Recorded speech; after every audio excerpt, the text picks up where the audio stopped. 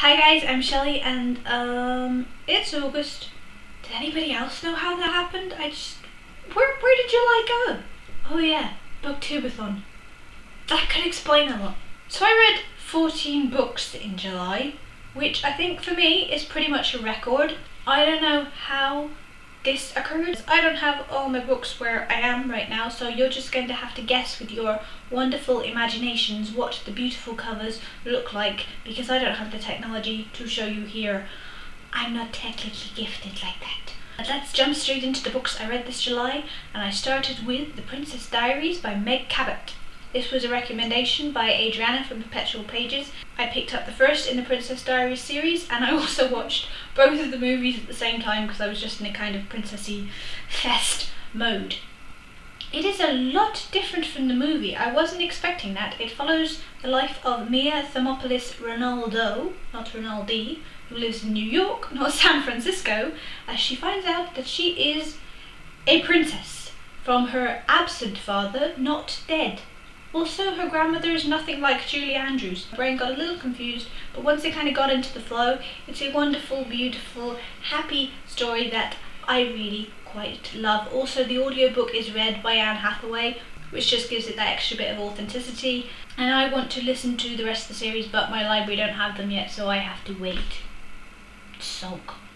Second book I picked up was also a recommendation from Adriana. She has took me into a lot of books this month. I will link her down below because she's just fabulous. Go watch her.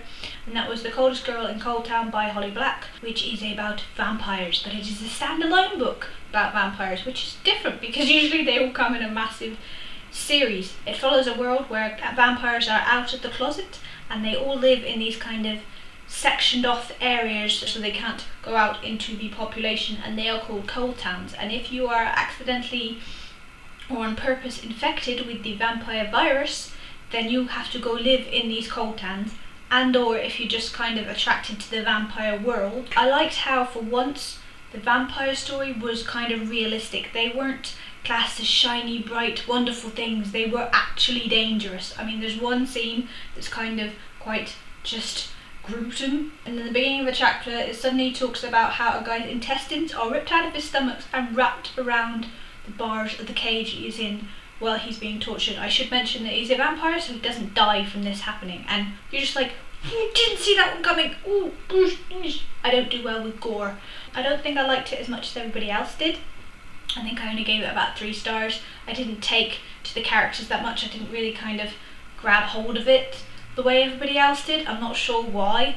I did kind of christen my copy accidentally by getting blood all over it. Have I been bitten? Turns out when I was taking my sugar test, I pricked my finger and then picked the book up and didn't realise I still had blood on my hands. The third book I picked up is a bit of a tongue twister. It's The Unpredictable Consequences of Love.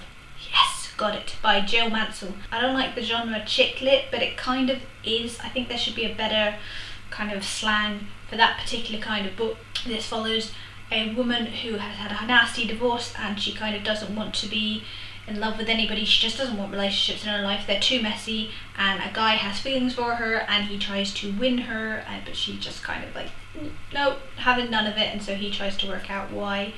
It's a Jill Mansell book. It's going to be a happy ever after, and it was a really just nice, light, calming read. And then booktubeathon started and there was 7 books. Now I won't go into all of them that much because I have already done that in my booktubeathon wrap-up video. I will put a link down below to that, so go check it out. But I started with The Fantastic Mr. Fox, which is a really short Roald Dahl children's book. Roald Dahl is a classic children's writer for a reason. I had a couple of problems with it, being that I am a feminist, and reading it as an adult, it's very kind of not feminist friendly, but it's a lovely read. The next one I picked up was Bridget Jones' Diary.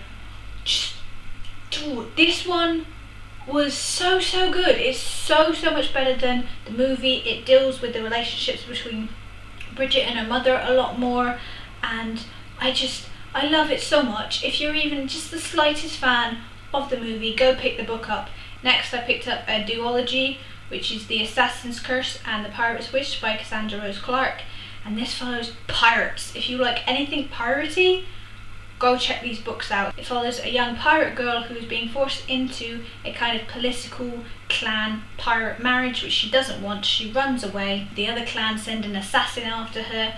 Of course, the assassin is hot because you imagine all assassins are. It's a really kind of nice, easy, not too taxing read. Then I picked up Under Milk Wood by Dylan Thomas, which is a play / poetry. Dylan picks out very, very beautiful and fluent and lyrical words and puts them together, and it's wonderful. A beautiful ode to the Welsh language. I assumed you had to be really, really intelligent or kind of a scholar to be able to read him and enjoy him, and I was so wrong. He is an everyman's writer. Next book was The Uncommon Reader by Alan Bennett, which is about the Queen, who finds out that there is a mobile library that comes to the palace, and she starts reading more than she used to. And she at one point has a book kind of stuffed under a pillow in the carriage, and she's really annoyed that the carriage is made of glass because everybody can see if she's reading, so she can't just pick up a book and just go, I'm waving and reading, I'm waving and reading, what,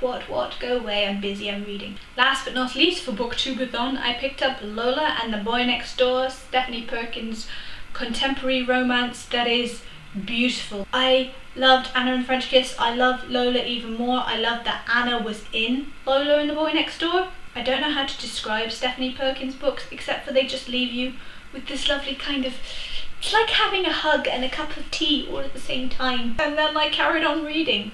Landline came out by Rainbow Rowell, and my copy turned up and I had to pick it up, and it's about a magical fucking phone, excuse my language. I wasn't gonna swear, but that is the tagline for this book. It is a magical fucking phone. And it's basically a phone that time travels. It's about Georgie, who is away from her family at Christmas. She keeps trying to phone her husband on his mobile, but they keep missing each other. And so she goes to her mum and finds her old landline that she had when she was a teenager, and she plugs it into the wall and she phones him and gets him as a teenager, or as his early 20s, when they'd kind of just met and they were spending a little bit of time apart because they were in college. Well, there are so many 70s, 80s and early 90s references in this that I love. I was brought up with channels that showed old 70s sitcoms. We don't really get them anymore, we mainly just get reruns of Friends. But when I was growing up, you had reruns of MASH and Taxi and, oh my god, Quantum Leap! There's a Quantum Leap reference! Rainbow Rowell, I love you forever for putting in a Quantum Leap reference, because it's a cult series that's with Scott Bakula, we never know how to pronounce his last name. It just made me just kind of punch the air every time I understood a reference. Next book I picked up, I actually have with me still, and that is The Ocean at the End of the Lane by Neil Gaiman. It follows a kid who becomes friends with the girl down the lane. She's kind of slightly magical and mystical, and somehow a monster or creature comes into their life in the shape of his new nanny, and it's how he takes on adventures to try and get rid of her because she's rather nasty. And it also turns out that this girl at the end of the lane has a pond at the end of the garden, which is the ocean, which is wonderful and all magical and mystical, and it kind of reminds me of Doctor Who a little bit, being that it's Neil Gaiman. Maybe he was writing Doctor Who episodes at the time, I'm not sure, but it's kind of got this Whovian thing going on in the background. I really, really enjoyed it. It was just magical and mystical quotes about how you can be having a really, really horrible time, but if you put a lovely pie and custard in front of a kid, they will forget that all the bad things are happening because you have custard and pie in front of you. It's a wonderful kind of lesson, that. Then I picked up Forbidden by Suzuma Tabitha. This book has a bit of an awkward and difficult subject matter, and that it is about a brother and sister. So they are left to bring up their 3 younger siblings, run a household, go to school, stuff like that. They're in their kind of mid-teen times, and it turns out that they have feelings for each other. They are basically in love with each other. I didn't take to it. I don't think it was the subject I didn't take to. I actually didn't take to the characters. I didn't kind of find it very realistic. I didn't think it was dealt with in a kind of good way. I don't know, I just didn't take to the way they kind of started getting together. I don't know, maybe it's just me. A lot of people have found the subject matter really, really difficult. A lot of people have loved it. I personally just didn't take to it, but I'd love to know what you guys thought of it if you read it, and tell me what I'm missing, because I want to understand it more, I think. And while I was on the taboo books and subjects, I picked up a completely unexpected read, but is related to 50 Shades of Grey. As you may know, the trailer came out this week. I was going through Tumblr and I found a post by Mara Wilson, who, if you don't know who she is the young actress who played Matilda, except for she's not young anymore, she's like in her mid-20s. As the trailer came out, she basically recommended that you go and you buy a different book, which is about sub and dom relationships, called The Boss, by Abigail Barnett, who is a writer called Jennifer Armentrout, not to be mixed up with Jennifer Armentrout J. Lynn, who, as of half an hour ago, I thought were the same person, but it turns out aren't. So don't do what I did and just assume they are the same person, make a video, and then have to go back and redo it because they are separate people. Just do your research, people. Don't be an idiot like I am.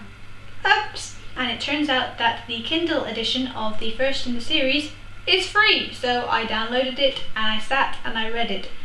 And it's so much better than 50 Shades of Grey. Yes, there is a dom-sub relationship, but it is purely sexual, and that's where it ends. I love the fact I picked it up because Mara Wilson told me to. In one of her tweets, she said, and I quote, "Yes, you just got advice on sexy books from a former child actor.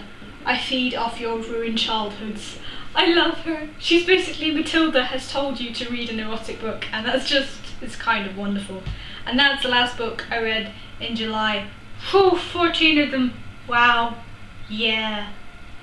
I feel like I need a month off, but at the same time I got an email this week saying all the books that I have been kind of ordering from the library have come in at once. All the books that I've been really excited about for months but haven't been able to afford have all come into the library, and I have to go get them and read them all.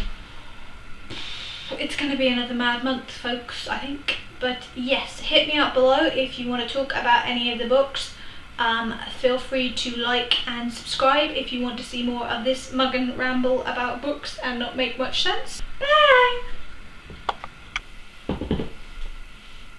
That was my ankle that just went clunk clunk clunk. Ooh, and that was my hip. Hey, I'm 90 years old.